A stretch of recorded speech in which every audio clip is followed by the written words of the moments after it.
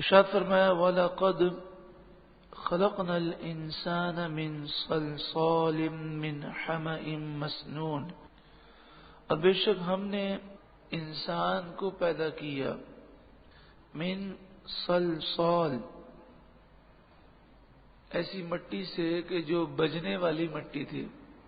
جیسے مٹکا ہوتا ہے، اگر وہ ٹوٹ جائے تو اس کی جو ٹھیکری ہوتی ہے وہ بجنے والی ہوتی ہے. من حمأ مسنون، جو اصل میں ایک سیاہ بودار گارا تھی. والجان، اور جنات کو خلقناہ من قبل، ہم نے پیدا کیا انسانوں سے پہلے. معلوم ہوا کہ جنات کی پیدائش انسانوں سے پہلے ہے. من نار السموم، بے دھوئیں کی آگ سے، ایسی آگ سے کہ جس میں دھواں نہیں تھا.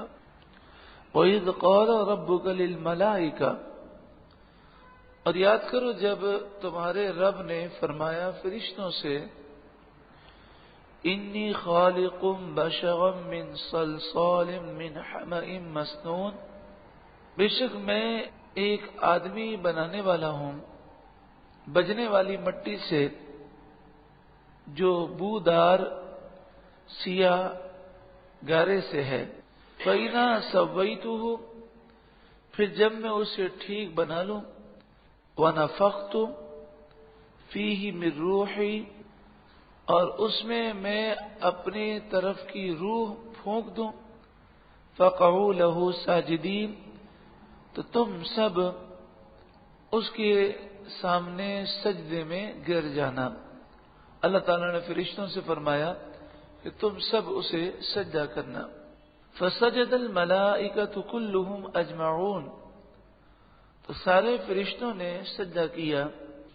الا ابلیس، سوائے ابلیس کے کہ اس نے سجدہ نہ کیا. ابلیس فرشتہ تو نہیں تھا لیکن فرشتوں کے درمیان موجود تھا، تو جب فرشتوں کو سجدے کا حکم ہوا تو اسے بھی سجدے کا حکم تھا. ابا ان یکون مع الساجدین، سجدہ کرنے سے اس نے انکار کر دیا. قال یا ابلیس،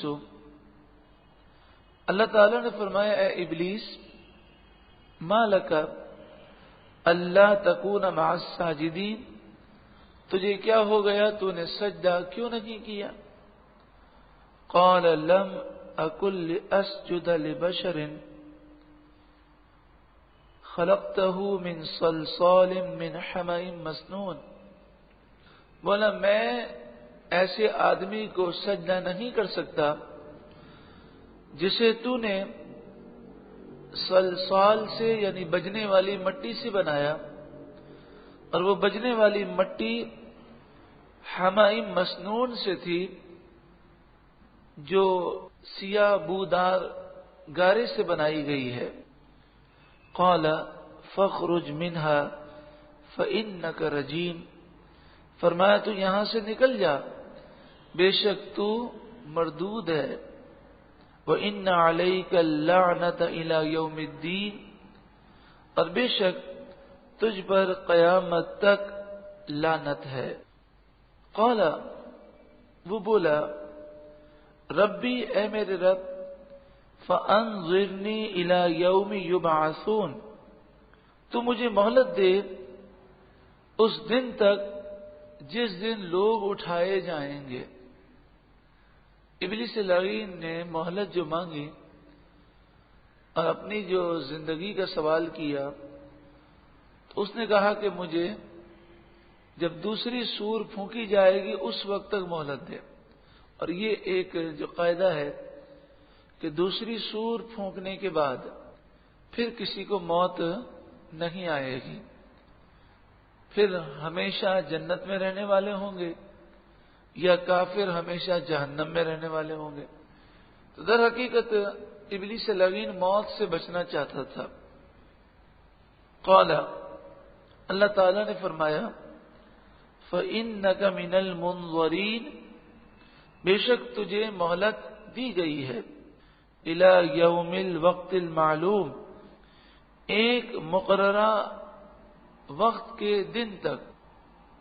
ایک مقررہ وقت کا دن جو ہے وہ ہے جس دن سور پھونکی جائے گی۔ قال ربی، وہ بولا اے میرے رب، بما اغویتنی، اس وجہ سے کہ تو نے مجھے گمراہ کیا۔ یہ ابلیس لعین کی بے ادبی تھی کہ گمراہ خود ہوا اور گمراہی کی نسبت اس نے اللہ کی طرف کی۔ بولا اے میرے رب، اس وجہ سے کہ تو نے مجھے گمراہ کیا، لَأُزَيِّنَنَّ لَهُمْ فِي الْأَرْضِ، میں ان انسانوں کو زمین میں گمراہ کر دوں گا، میں انہیں رائے حق سے ہٹا دوں گا، وَلَأُغْوِيَنَّهُمْ أَجْمَعِينَ، اور ضرور بضرور میں تمام کے تمام کو سیدھے راستے سے اغوا کر لوں گا، ہٹا دوں گا، الا عبادک منہم المخلصین، مگر تیرے جو بندے چنے ہوئے ہوں گے ان پر میرا کوئی حملہ کارگر ثابت نہ ہوگا، یعنی جنہیں تو چن لے گا اور جن پر تیرا خاص کرم ہوگا